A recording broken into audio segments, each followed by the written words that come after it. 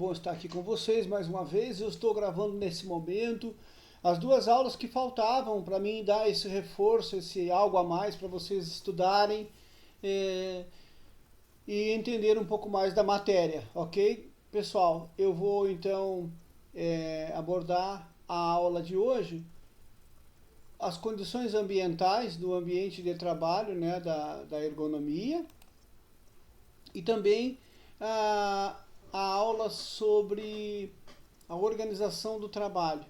Então, na sequência, já assim, a sétima aula, a oitava e a nona aula juntos, assim, para nós poder reforçar com vocês. Muito bem.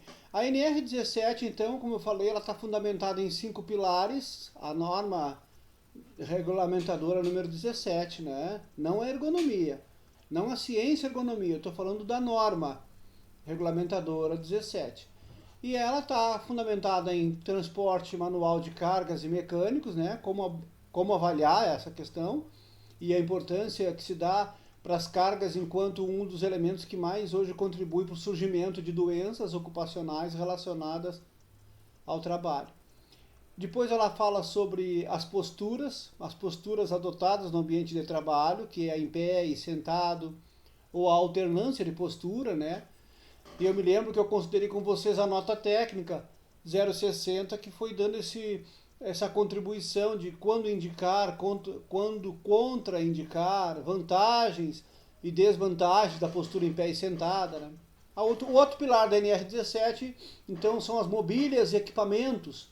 E na aula, então, de antropometria, eu falei sobre a altura de bancadas, distância que os elementos devem estar do corpo humano, de forma a favorecer a boa postura e os bons alcances, tanto em plano horizontal quanto no plano vertical. Né? E também tem a questão agora da NR17 falar das condições ambientais de trabalho, 17, item 17.5. E daqui a pouco eu falo sobre o último, que é o 17.6. Muito bem, considerando então a questão das condições ambientais pela NR17 no ambiente de trabalho, ela é muito mais favorável, eu já dizia para vocês, do que a NR, por exemplo, a 15. A 15 ela fala sobre as condições ambientais também de trabalho, mas visando a questão da insalubridade. Já na NR17, a NR da ergonomia, a gente não tem a insalubridade considerada, mas o que ela quer considerar, a NR17, são as condições de penosidade, que é causado, as condições de penosidade, pelo desconforto ao trabalhar num ambiente de trabalho muito desfavorável. E quais são as condições ambientais que a NR17 fala, pessoal? Ela fala de 5 situações. Ela vai abordar para nós as condições de iluminação, tá? E a iluminação, está aqui na nossa apostila, ó. A iluminação, ela é considerada hoje não só pela NBR 5413, mas também pela NHO 011, a iluminação, tá? Então a iluminação ela tem uma proposta diferenciada, especialmente agora, nos últimos dias, quando a nova NR17 vai falar e vai pedir também que a gente olhe o ambiente de trabalho considerando ele como causador até de acidentes e não somente de desconforto ou de inviabilizar o desenvolvimento do trabalho em si. Não só a questão da iluminação compromete, então, o desempenho, a performance do trabalhador enquanto criação e desenvolvimento de um produto, mas também os acidentes de trabalho causados pela insuficiência luminosa no ambiente de trabalho. Então, a NHO 011 deve ser as nossas bases. E essa NHO 011, ela fala que a iluminação ela deverá ser ampla, prestem atenção, é isso que eu pergunto na prova. Como deve ser o ambiente de trabalho no aspecto de vista da iluminação pela NR17? Diz assim, NR17.5, que a luz no ambiente de trabalho deverá ser amplamente difusa, certo? Equalizada, sem sombras, sem ofuscamento, sem grandes contrastes, para que a pessoa vislumbre o produto que vai fazer no posto, mas não só no posto, mas no entorno do posto de trabalho também. Então ela diz assim que ela deverá ser uniformemente bem distribuída e sem sombras e ofuscamento e atendendo os índices de iluminância necessário conforme a tabela da NHO 011, não só para o posto, mas também para o entorno. Vê que eu repeti para que fique claro isso para vocês. No posto de trabalho, a gente considera 1 metro, um raio de 1 metro cúbico, o raio, pega a fita métrica, um raio, e a iluminação que chegar neste um raio deverá atender na unidade lux, L-U-X, lux, o que está escrito na tabela de recomendação da NHO 011. Deixa eu ver se eu tenho aqui ela, NHO 011. Por quê? Porque ela vai falar o seguinte, que quando a iluminação for determinada para um posto de trabalho, ela será determinada com foco no índice de exigência visual que a tarefa impõe. Então, de acordo com as tarefas, a gente tem uma exigência ou outra, dependendo do que será desenvolvido na atividade, naquele posto de trabalho. Então, isso quer dizer o seguinte, uma costureira, ela tem uma exigência visual. Uma revisora tem outra. Um relojoeiro ou alguém trabalhando num computador tem outra exigência visual, porque a tarefa é que determina a exigência visual. E essa NHO 011, ela vem então propondo que a gente olhe muito para essas questões das exigências que a tarefa de trabalho impõe. Muito bem. A NHO 011 também fala, pessoal, de que nós temos que olhar não só a tarefa, mas também o piso, a cor do piso, a cor da parede e a cor do teto, aonde está inserido esse posto de trabalho, esse processo de trabalho. Então note que ela ficou um pouco mais completa, porque a 5413, que está escrita dentro da NR17, ela não pedia tanta profundidade, tanto critério assim. Por isso que eu estou acentuando bastante que a iluminação é o primeiro item que a gente tem que olhar dentro da NR 17.5, nas condições ambientais. Porque tu não olharás somente o quanto a luz que tu colocou no lugar está sendo solicitada e recomendada. Não olharás só isso, mas também olharás a cor de piso, a cor de teto, a cor de parede. E o quanto esses três elementos dentro do posto de trabalho e do processo contribuem para que a luz seja melhor. Um exemplo muito claro disso é que quando vocês estiverem num posto de trabalho e ao redor for parede preta, uma cor escura, uma cor cinza, uma cor marrom, vocês vão ver que ali a iluminação tende a ser menor do que num ambiente de trabalho onde as paredes são claras. Por isso que a gente recomenda hoje que a gente olhe para o ambiente de trabalho, considerando, ela fala isso, né? Considerando também esses fatores. Deixa eu ver se eu consigo baixar ela aqui, fazer um download dela, para nós mostrar para vocês, né? Essa norma de higiene ocupacional e não somente de segurança do trabalho, porque a NHO 011 ela é uma norma de higiene ocupacional. E a nova NR17 ela está trazendo muito isso, né, gente? Está evocando, tá chamando para dentro dela os parâmetros das normas de higiene ocupacional e não somente da segurança do trabalho, como a gente usava há bem pouco tempo. Porque se observou que era incompleto, se observou que deixava a desejar as instruções. Aqui está ela. Então essa NHO 011, ela está aí considerando os procedimentos técnicos, está aqui escrito, estou mostrando para vocês, de como se avaliar a iluminação no ambiente de trabalho.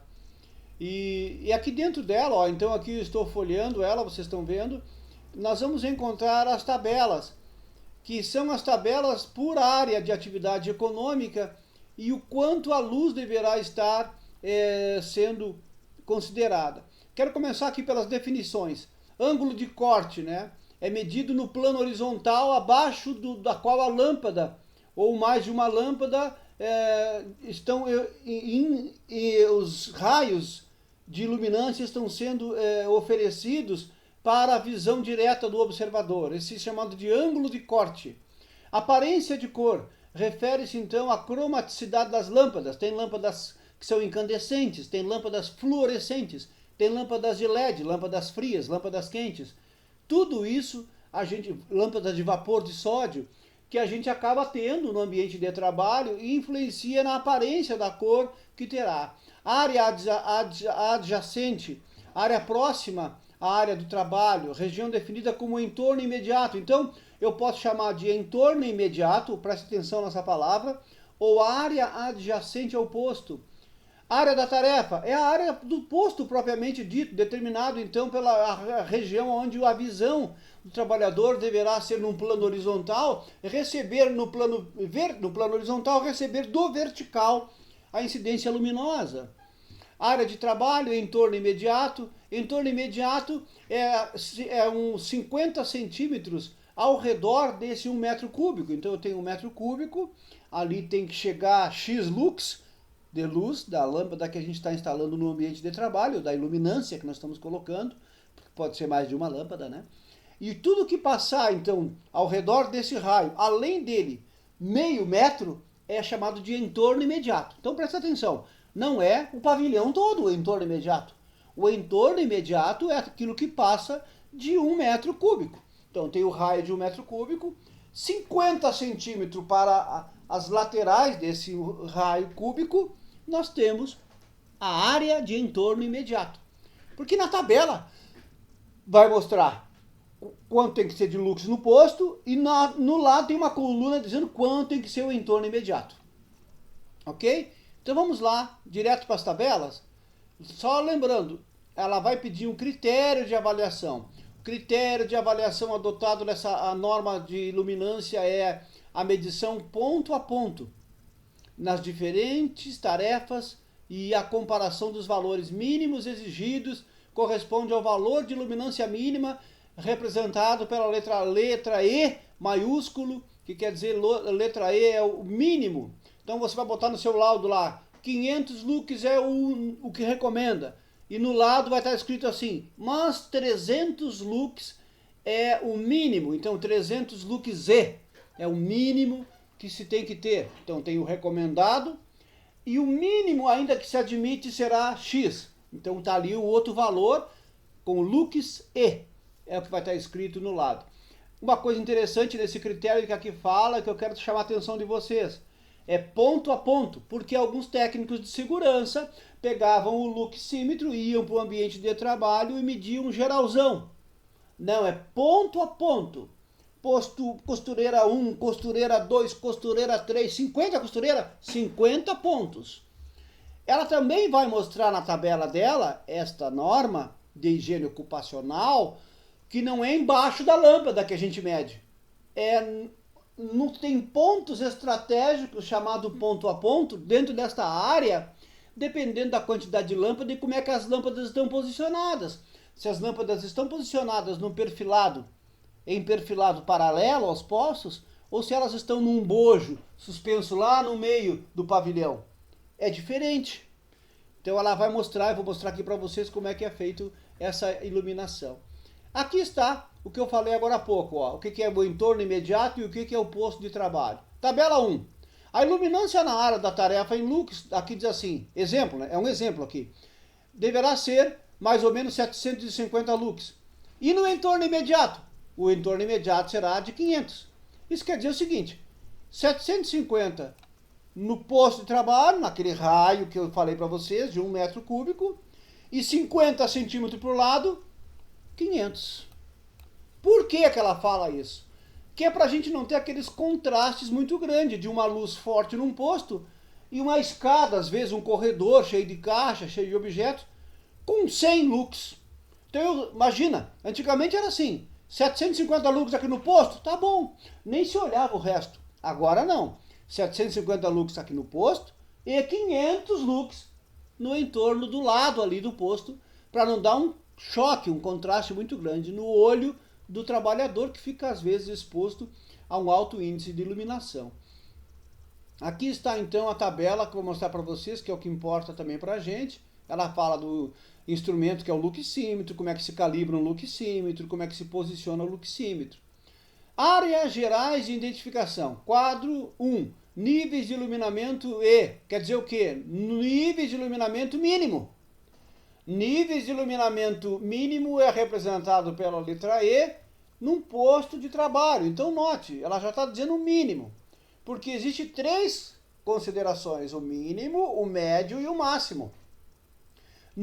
Eu tenho por costume sempre pedir que as empresas arrumem o posto de trabalho pelo médio. Mas a NHO, ela já propõe o mínimo. Pelo menos o mínimo tu tem que dar para o teu trabalhador. Então ela diz assim, sala de espera, por exemplo, numa recepção, 200 lux. Qual é o índice de refletância da cor? O índice, o IRC, é 80%. Isso quer dizer o quê? Que lux, 200 lux é para mim ler documentos, para mim poder digitar documentos, mas a eficiência dessa luz deverá ser de 80%. Olha aqui, ó, área de circulação e corredor é 100 lux, mas o IRC baixa para 40. O que quer dizer isso? Porque na sala de espera é 200, mas se eu vou ler uma revista que vai ter imagem, um livro, um computador, etc., tem que ser a eficiência em 80% desses 200. É 200 lux de luz e 80% dessa eficiência é exigido nesse lugar. Já no corredor, não. O corredor é 100%, é 100 lux e é 40% a exigência desses lux, da eficiência dessa lâmpada nessa iluminação. E assim vai, aqui está todas as atividades. Ó, uma enfermaria num posto de enfermagem, 500 lux, preparar a medicação. E a eficiência dessa luz exige-se que 80% desses 500 esteja presente no ambiente, ali no posto de trabalho. E assim vai, pessoal, todas as atividades econômicas. Ó, uma indústria, vamos supor, de borracha. Uma instalação de processamento com intervenção manual limitada, 150 lux, 40% da eficiência dessa iluminação. Produção de farmacêutica, na indústria plástica, 500 lux, 80% IRC. Se for uma bancada para inspecionar a cor, olha aqui a revisão, ó, 1000 lux, no mínimo, 1000 lux, 90% a eficiência desses 1000. Por quê? Porque tem que estar revisando. Então, se eu tenho que estar ali fazendo revisão de cor, revisão de produtos, é 1000 lux minimamente que estão pedindo, 1000. E que 90% desses 1000 esteja presente. Sem oscilar, sem trazer grandes problemas na parte de cor do que eu estou observando, tá, gente? Então, aqui está a tabela, ó. Indústria de alimento, ó, locais de trabalho e zona de cervejaria, maltagem, lavagem, enchimento de barril, peneiração, descascamentos de alimentos em conserva, fábrica de chocolate, ó, local de trabalho, zona de fábrica de açúcar, 200 lux no mínimo. Mínimo, lembra disso, é E, representado pela letra E maiúscula, e 80% da eficiência. Essa é a NHO 011. Bem no final dela, estou indo para lá para mostrar para vocês, que ela tem então um modelo de laudo de luz. Atenção! Se você estava chorando, se achando sozinho e sem ter um modelo de como fazer as coisas, ela, NHO 011, depois da bibliografia, estou aqui ó, com o cursor indo, ó, ela fala como se faz o procedimento para determinar a iluminação média. Então ela diz como é que tu tem que pegar o luxímetro a 75 centímetros do chão, você tem que verificar ponto a ponto, e aqui estão os passos. E esse aqui, gente, é um ponto interessante, ó. Que ela dá, o primeiro item, ela já determina como é que é o ambiente. Diz assim, Se o ambiente de trabalho é uma área retangular iluminado com fontes com padrão regular simetricamente espaçada, quer dizer, a mesma distância das lâmpadas entre uma e outra, você deve fazer isso. Ela começa. Ela te dá todo esse parâmetro para te medir e ela mostra aqui embaixo como é que é essa área. Assim. Então, gente, aqui está, vamos supor, o posto de trabalho. Bem no meio do X, aqui está o posto de trabalho, onde a pessoa, aqui onde eu estou passando o cursor. Aqui é o posto de trabalho. Dona Maria trabalha numa bancada revisando aqui. Tu vai botar o luxímetro aonde? Aqui, ó, no canto da mesa da Dona Maria. Depois no meio da lateral. Depois no outro canto da mesa. Cruza para o outro canto. Depois cruza para o outro canto. Tu fez 4 áreas, 5 áreas, porque fez no meio aqui também, ó. No posto de trabalho da Dona Maria, para dizer como é que está a luz dela aqui. E aí o ambiente vocês vão fazer assim, mede esse posto dela, considerando não embaixo da lâmpada, mas ao redor do posto, ó, na área de perímetro, o perímetro do próximo posto, olha aqui, ó. E não está pedindo todos os postos, está pedindo para te fazer 2 postos de trabalho nessa área toda, e depois tu vai fazer o quê? A medição do item Q, que é entre a última lâmpada e a parede, olha aqui, e depois entre a última lâmpada e o canto, depois no meio do pavilhão, entre a última lâmpada e a lateral, é o T, depois Q4, entre a última lâmpada e a parede do outro lado, depois o P2, entre a última lâmpada e o canto, e aí com essas medições chamado ponto a ponto, atenção, com essas medições todas aqui ponto a ponto, a gente monta essa equação aqui. Que quer dizer o seguinte, I, com o tracinho em cima, quer dizer iluminância, a iluminância é igual a R, N menos 1, N é a quantidade de lâmpada, menos 1, mais M, que é o número de fila menos 1, mais o Q, que é? Esse Q aqui, ó, Q. Então, vamos lá de novo, R é esses Rzinho, o R que tá aqui, ó, R1, R2, R3, R4, mais ali R5, R6, R7 e R8, então o número de R's eu boto aqui, que der tu mede todos esses pontos, soma e divide por todos eles. Então, 1, 2, 3, 4, 5, 6, 7, 8. 8 medições, soma todas elas, divide por 8. Vai te dar um valor, tu bota fora aqui do parênteses, vai ser o primeiro R. R. N menos 1. Aí tu vai fazer N que é o número de lâmpada menos 1, número de lâmpada menos 1. Vamos imaginar, um exemplo. Medir aqui é 250, 300, 250, 300, 400, 400, 400, 500 e tal, somei tudo e deu 550. Então vai ser 550 vezes quantas lâmpadas tinha aqui. Então tu conta as lâmpadas dessa parede até a outra. Nessa fileira de lâmpada nós tínhamos 1, 2, 3, 4, 5, 6, 7, 8, menos 1, 7. Aqui, ó, menos 1, lâmpadas, menos 1, 7. Então ficaria 550 vezes 7. M menos 1. M está aqui, ó, é o número de fila. Aqui tem 1, 2, 3, 4, 5, 6, 7, 8. Menos 1, 7. Então, pega o R. N menos 1, 7 vezes 7, 49. E o R que deu, que é a média da iluminância nos postos, 500. 550, que eu tinha contado para você. 550 vezes 49. Mais agora o Q. Onde está o Q? Aqui. Q1, Q2, todos os Q. Q3, tem Q3 aqui, ó. Q1, Q2, Q3 e Q4. 4 medições. De Q? Menos número de lâmpada, aonde? Na fileira? Não, perto do Q? 1, 2, 3, 4. 4 menos 1, 3. Então, vamos supor que todos os Qs deu a média de 400. 400 vezes 3, mais T. Onde é que está o T? Aqui. O T1, T2, T3, T4. 4 pontos em T aqui. Vamos supor que tenha dado 200. 200, M menos 1 é o número de a quantidade de luminária por fila. Onde é que está? Aqui. 1, 2, 3, 4, 5, 6, 7, 8. Dá 7. E aqui dá 7. Então daria 14. 14. Menos 1, 13. Então, 200 vezes 13 mais P. Quem é P? P é isso aqui, P1 e P2. Nesse cantinho aqui. Eu desenvolvi um software em Excel, uma planilha em Excel para fazer isso.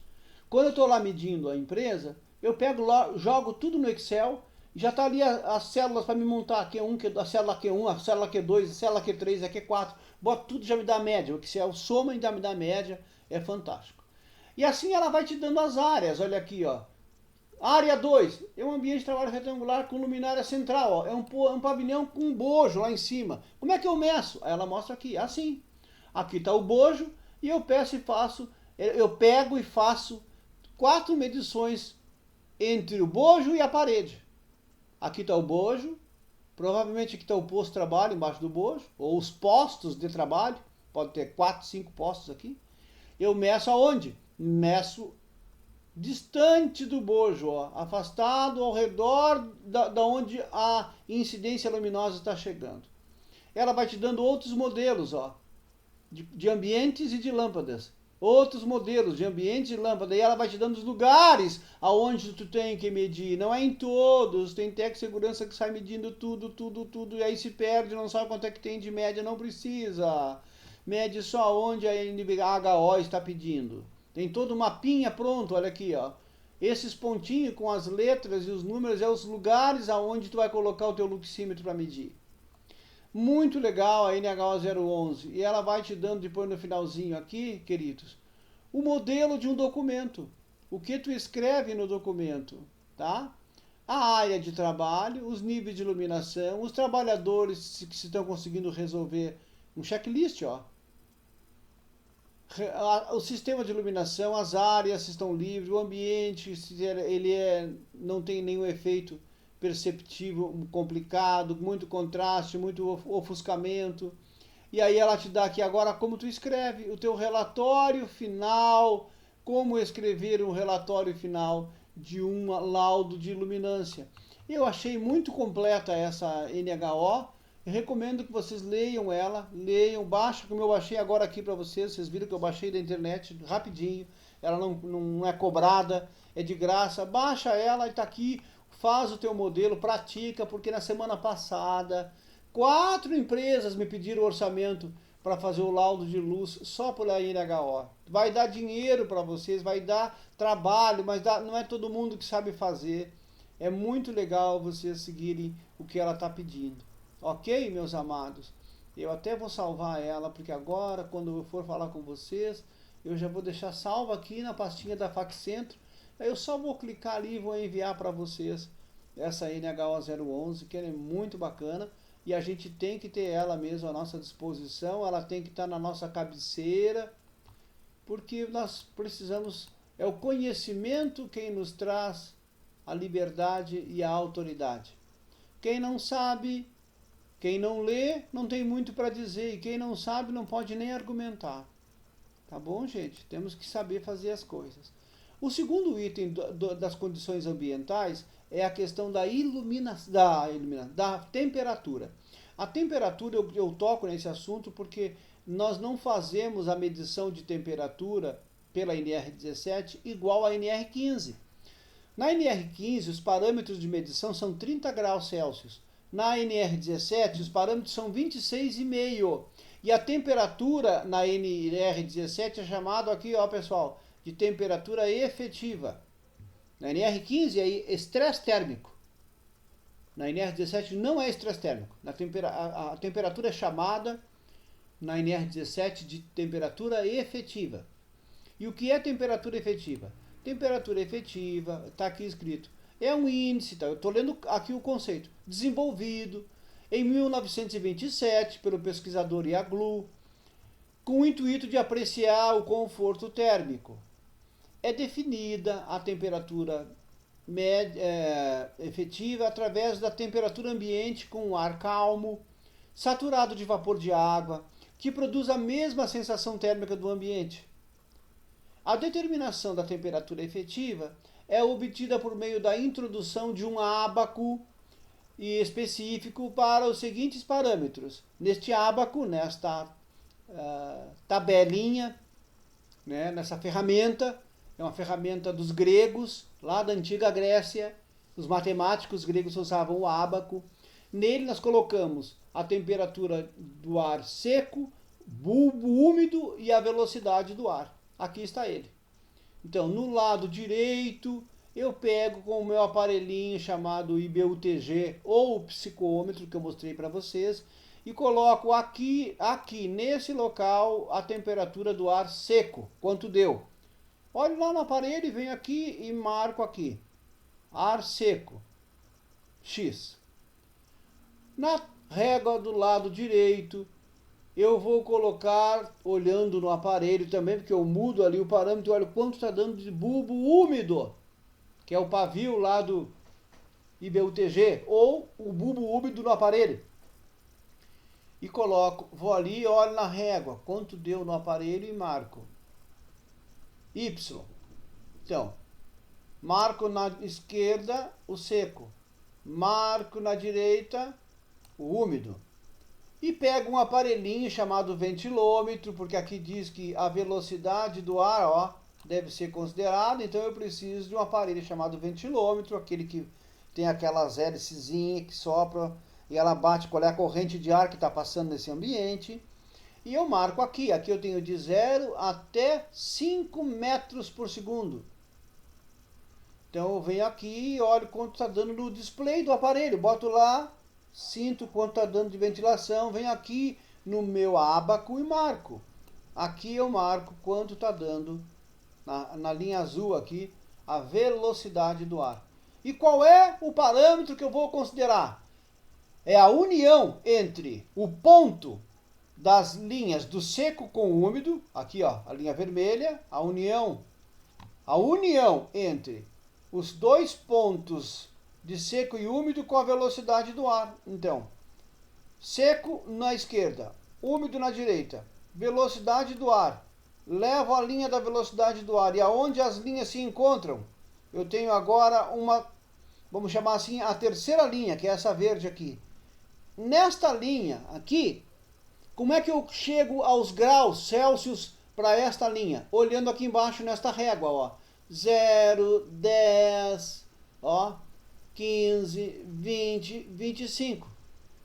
Então, aqui embaixo, na base do ábaco, é que vai ser o final da minha avaliação, eu vou olhar aonde as linhas se encontraram.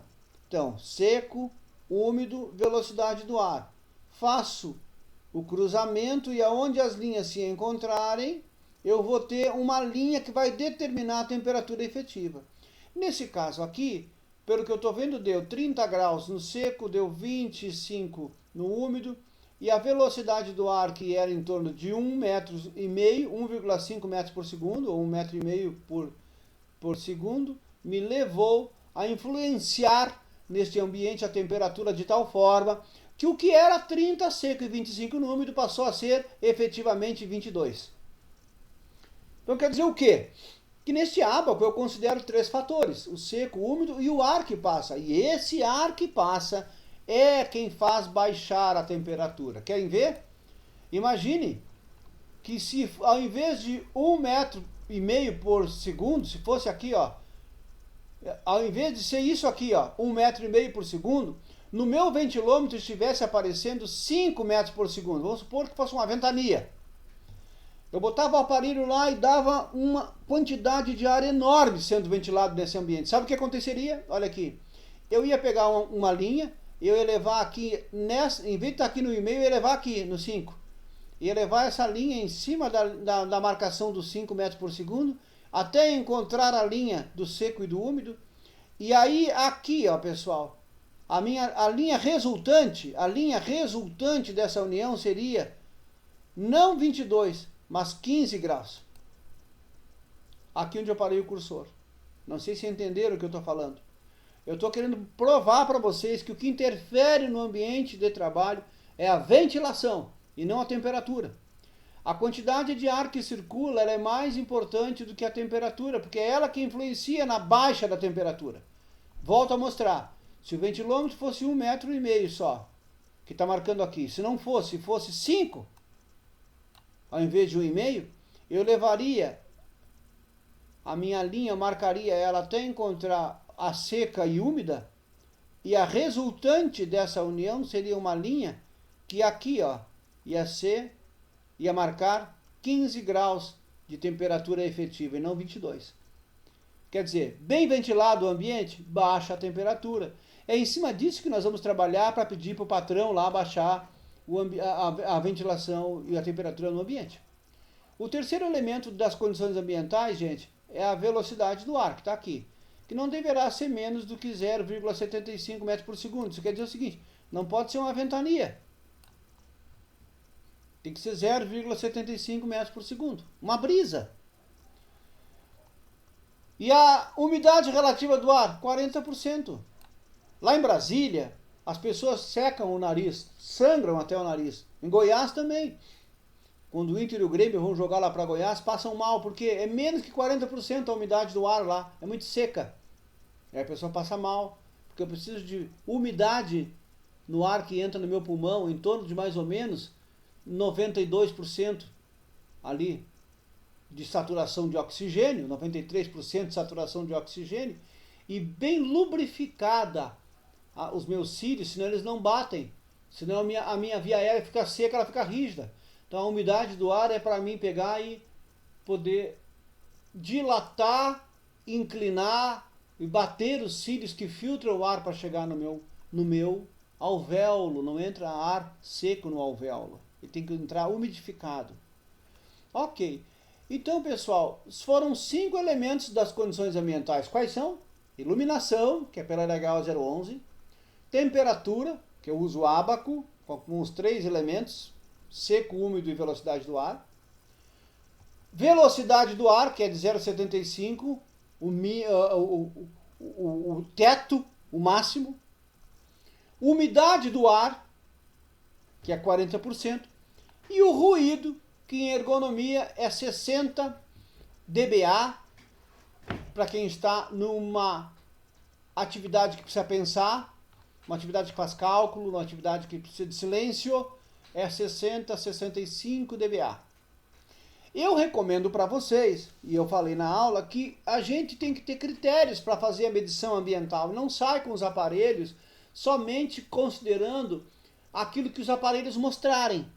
Mas eu também falei, e eu falo de novo, que vocês devem levar um questionário onde o trabalhador exteriorize a sua percepção. E eu estou dando um modelo aqui para vocês, se vocês querem usar esse, pode usar. Se não, vocês podem criar um outro, ou podem usar o questionário da norma ISO 7730, que é esse aqui.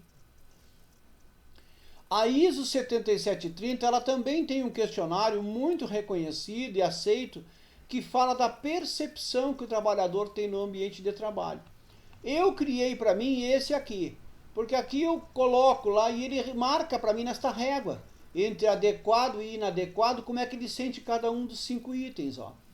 Então vocês também podem usar esse meu ou pode usar esse aqui, que é da norma 7730. E conforme, então, pessoal, as respostas do trabalhador e mais o que está dando nos aparelhos de vocês, vocês vão montar a parte que a NR17 pede, que é um laudo das condições do ambiente de trabalho, conforme a ergonomia vai recomendar, ok?